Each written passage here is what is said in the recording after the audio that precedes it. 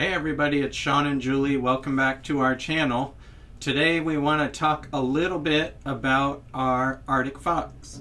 Yeah, so if you remember, about 9 months ago, we downsized from a 44-foot toy hauler to a 30-foot Arctic Fox fifth wheel. It's the 275L is the model. So real briefly, we're going to share with you some of the things that we were looking for when we chose this fifth wheel. And then we'll talk about how we feel about it now that it's been 9 months and we've gone all the way from California and Oregon out to Florida, and we're now in the Florida Keys. And if you're interested in hearing more detail, we do have another video that we can link to where we talk a lot about why we wanted to downsize and why we chose the Arctic Fox in particular. But this one is to really focus on how we like it. And spoiler alert, we love it. But here's why. So our first criteria was 30 feet or less so we could stay in state parks like this. We wanted good insulation so it could handle the cold and the hot weather and keep us comfortable inside. And we wanted adequate water tanks so that we could do some dry camping. So this is the floor plan. It's the 275L. It has a big living/kitchen area as well as a bedroom with a bed that you can walk around on all sides. So here's the two recliners, and if you see on the wall there's actually a mirror, and that mirror is something that I don't like. That's probably one thing I don't like about this RV. We plan on taking it out and then putting some decorative things in its place. You'll also notice over the recliners that we have plenty of cabinet space up there. And lots of lighting too. And then there's also the recliners are electric with massaging, heat, all that kind of stuff. And that's where Sean does most of his work. Over here at the dinette is where I do most of my work. And if you look, you can see that the table actually can extend out farther than this to make it comfortably seat 4 people. In this configuration, it seats me very well. And there's also storage underneath the table as well as underneath each of the chairs. And right next to that is a pantry, and as you can see, this is a very large pantry, actually so large that I only use 3 of the shelves for food. I could actually make another shelf up at the top here, and then I store some other items down in the bottom. And then over in the kitchen, I have a double sink that I really like. The right end can fit a little small dish drainer. There's plenty of cabinets, and up above them there's room for some decorative and storage items as well. Underneath there's also more cabinets and some really deep drawers that allow me to nest some different bowls and dishes. And then beside that we have the Furrion propane oven, propane stovetop, and then also a Furrion convection microwave combination. So it's really a great option. And then one of the things we really wanted was a non-residential refrigerator, one that runs on propane and electric. We're really happy with this choice. We did have one initial problem with it, but that was repaired by a mobile RV repair tech under warranty, and it works great. And we like it because when we're unhooked from power, we can run on propane, and it's very efficient when it runs on propane. So very, very good choice for us. Yeah, and as you can see, there's plenty of room inside this refrigerator for just the 2 of us. We used to have this big side-by-side residential refrigerator, and we did not need all that extra space, and it sucked up a lot of power too. Yeah. Also right there next to the refrigerator is this sliding out pantry that holds some cans. And then we have a ceiling fan, and we also have the fantastic fan right next to it. It's remote control, and it really does a great job in pulling the warm air outside of the RV. And then you can see we have more cabinet space. We also have the television, which is very important. But only one. And then we also have a stereo system and then some extra storage. So going back to our floor plan here, you can see the next part is going to be the smaller part of the RV that we don't spend as much time in, and that is the small bathroom and then the bedroom.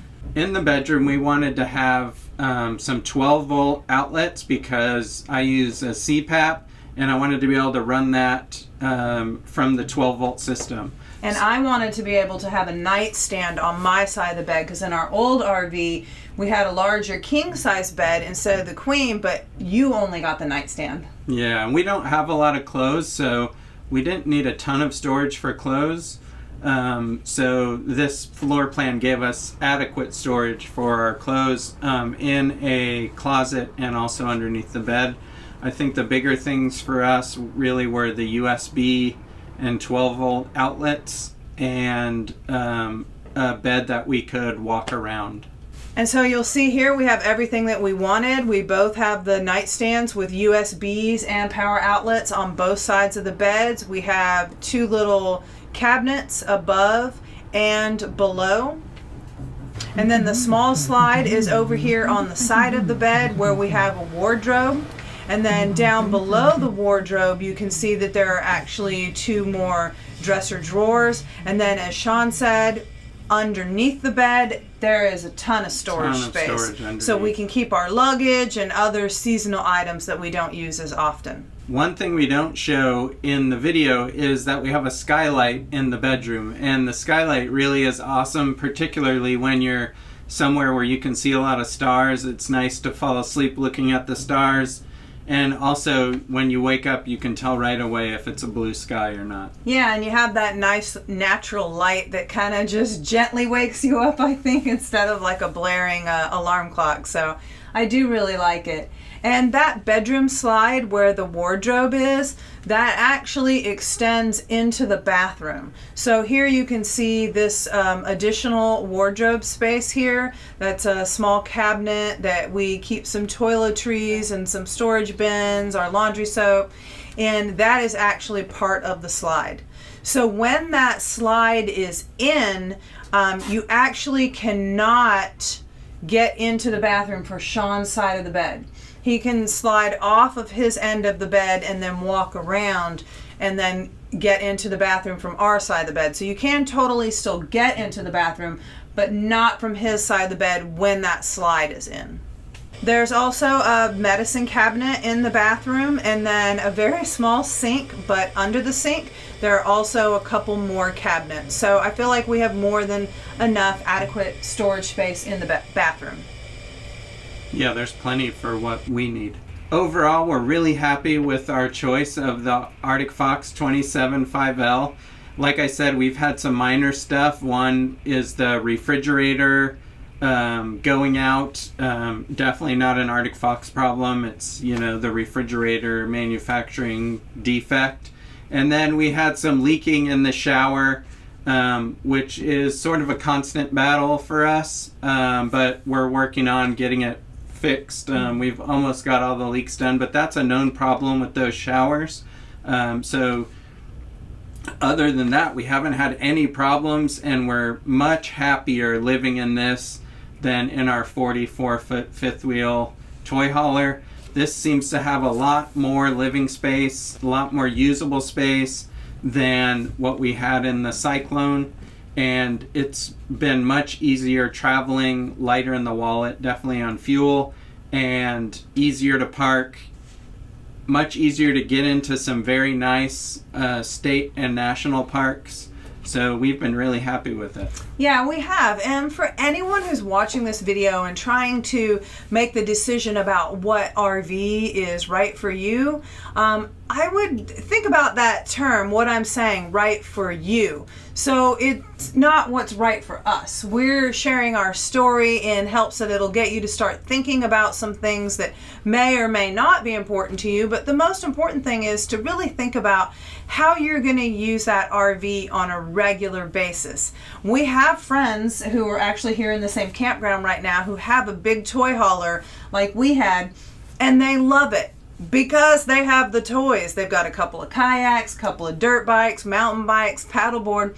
We didn't have that. I wanted that garage because I had 3 young adult sons who I believed were going to come stay with us all the time.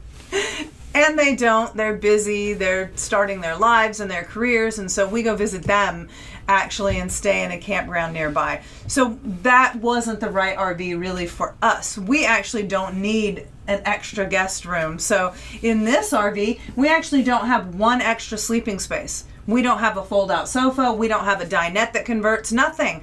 But it's okay because when they come visit us, we stay at one of the campgrounds that have the little cottages or something. So, you know, it works for us. And so that's all I'd say is think about how you want to use your RV, and that's what's going to help you make the best decision about what's right for you. And then one thing we didn't mention, which I should mention really quick, is the outside. There's a very small outside storage space. Not much, you can't have a lot of stuff under there, so we organized everything into bins, and it works for us, but it's not going to be the same storage that you have in a big 40 plus foot fifth wheel or any motorhome. So you just have to be aware that your storage outside is limited, but it hasn't affected us at all. We much rather prefer the more insulation and the better comfort inside than having that storage outside. And then the other thing was it was very reasonably priced for what we got. I feel like after having it for 9 months now, the value is really good. So just take that in consideration when you're making choices as well. Yeah, and if you have any questions, anything that we left out, anything that we didn't cover, just drop a note down in the comments and we'll answer it to the best of our ability.